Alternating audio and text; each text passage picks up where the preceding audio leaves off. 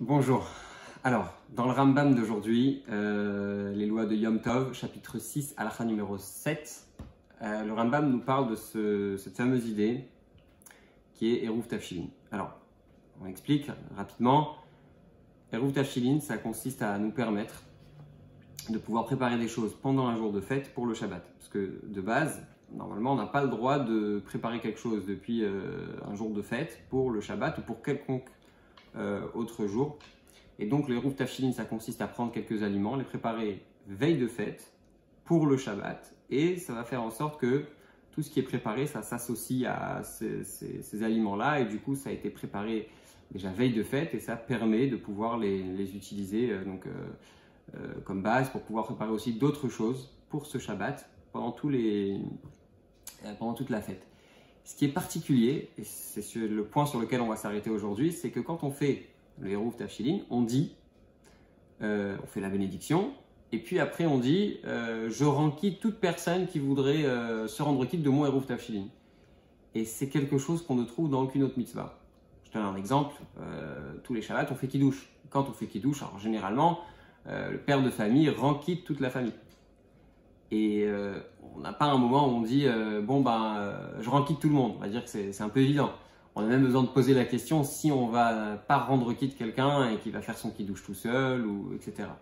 Donc pourquoi est-ce que dans cette mitzvah, on a cette particularité?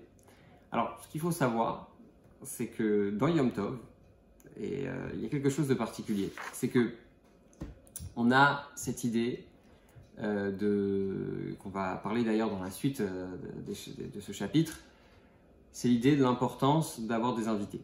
Alors, c'est important tout le temps, c'est une des valeurs très importantes que nous a donné en héritage Avraham Avinu, mais ça prend une autre dimension pendant Yom Tov. Pourquoi? Parce que Yom Tov, tous les jours de fête, il y a une mitzvah, c'est une bonne chose de se réjouir, d'avoir la simcha, sa marta bechagecha, tu te réjouiras dans ta fête. Mais quelle joie!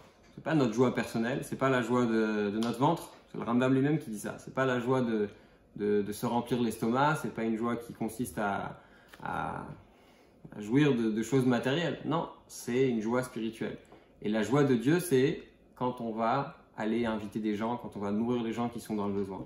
Et donc, quand on est dans la préparation de tous ces repas, puisque quand il y a un jour de Yom Tov et qui est suivi par un jour de Shabbat et qu'on a besoin de faire quelque chose, c'est Eruv Tafshilin, pour pouvoir préparer des choses de Yom Tov à Shabbat, en réalité on est en train de préparer plein de repas.